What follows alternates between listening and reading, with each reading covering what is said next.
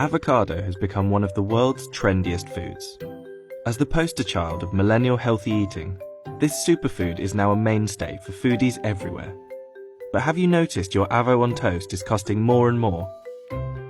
Avocado prices have rocketed in recent years by up to 129%, with the average national price of a single Hass avocado reaching $2.10 in 2019, almost doubling in just 1 year. So why are avocados so expensive? Archaeologists in Peru have found domesticated avocado seeds buried with Incan mummies dating back to 750 BC. But it was the Aztecs in 500 BC who named it aguacatl, which translates to testicle. When Spanish conquistadors swept through Mexico and Central America in the 16th century, they renamed it aguacate. The farming of aguacate developed over the next few hundred years, predominantly in Central America and South America, but consumption of the alligator pear outside of these regions before the late 19th century was almost non-existent. The commercialization of aguacate began in the early 1900s, but was focused on branding avocados as a delicacy for the wealthy, like this advert in the New Yorker from 1920, which declared them as the aristocrat of salad fruit. But a selection of Californian growers realized that the hard-to-pronounce aguacate was off-putting for the mass market, so they formed the California Avocado Association. By the 1950s, production scale grew, and avocado prices fell to about 25 cents each. Popularity increased further with the wave of inter-American immigration in the 60s, as Latin Americans brought their love of avocados with them to the US. But as demand increased, supply had to keep up, and the true difficulties of yielding large-scale avocado crops began to show. Avocado orchards require an extraordinary amount of costly resources in order to flourish. There are multiple inputs that avocados require, whether it's water, fertilizer, pruning, pest control, the sunburn protection of trees. All those go into making your chances better of having a very good quality crop. When we decide to plant an avocado orchard, we'll plant trees that come from certified nurseries. We have to place our orders years in advance. On average, if we're producing 100,000 pounds per acre, that takes about 1 million gallons of water, so 100 gallons per pound.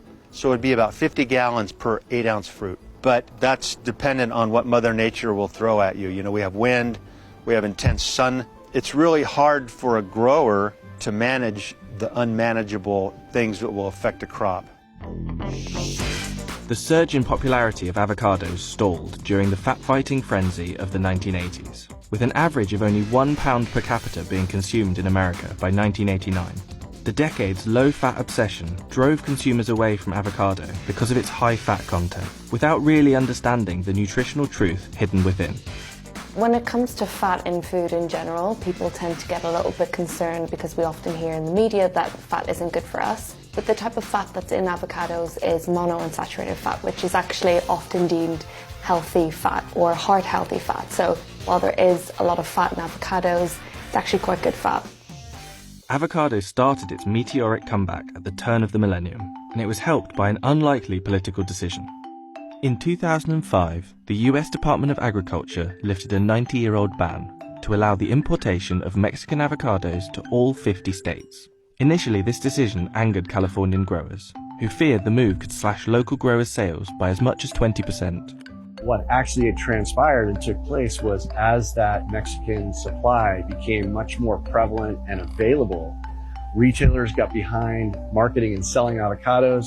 Food service providers, restaurants started putting it as permanent parts of their menus.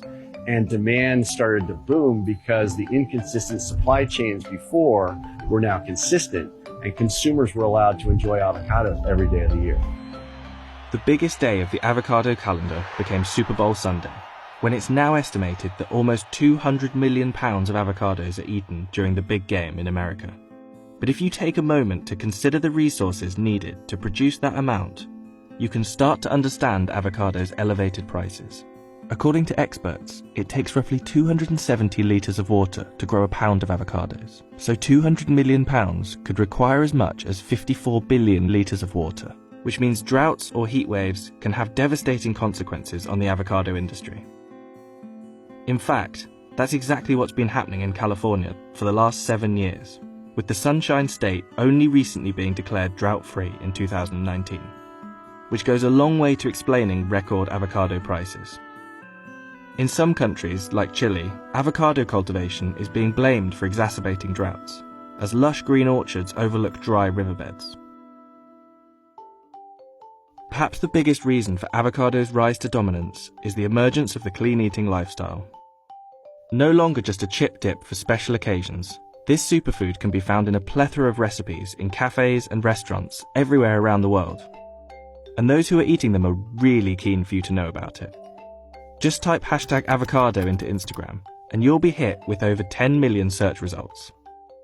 But is the glorification of avocado justified?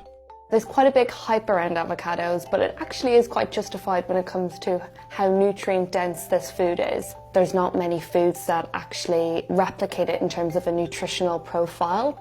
When it comes to calling something a superfood, I'm not really for that label. Avocados are definitely a good food to include in your diet, but like I said, you're not really missing out if you don't like them or if you can't eat them for any reason. Monounsaturated fats, we can find that in things like olive oil and olive, nuts and seeds, vitamins and minerals. We can find that in other green vegetables, so spinach and broccoli and things like that. So there's ways of getting those nutrients in without having avocado.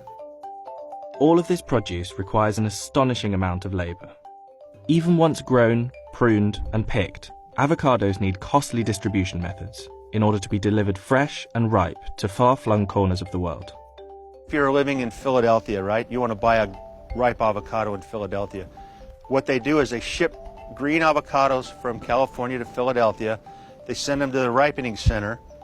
They warm them up and get ethylene in them so they all ripen. And then when they're moved out to the retail stores, you're actually buying something that's almost ready to eat or ready to eat. Because if you were to buy a green avocado that's shipped straight from California to your market, you would have to ripen it yourself over 7 to 10 day period. And most consumers are a little more anxious for their avocado toast than waiting 10 days. With prices so high, the commodity of avocados has attracted a spate of thefts from orchards and delivery trucks worldwide. In New Zealand, armed night patrols and electric fences have been introduced after a grower in Northland had 70% of his orchard stolen. There's even further grim reading for avocado lovers. In Michoacan, where 80% of Mexico's avocados originate, cartels run a so-called blood avocado trade, violently enforcing a non-negotiable extortion fee from farmers based on the size of their land and the weight of their crop. Some restaurants have begun an avocado boycott, as we all weigh up the ethics behind our eating habits. Experts suggest that water shortages could affect 5 billion people by 2050, and rainfall in the so-called drought belt, which includes Mexico and South America, is predicted to decline. But whilst evidence of environmental degradation is mounting, the avocado industry is still growing, along with consumer demand. In certain places, the sustainability of avocado production will become untenable.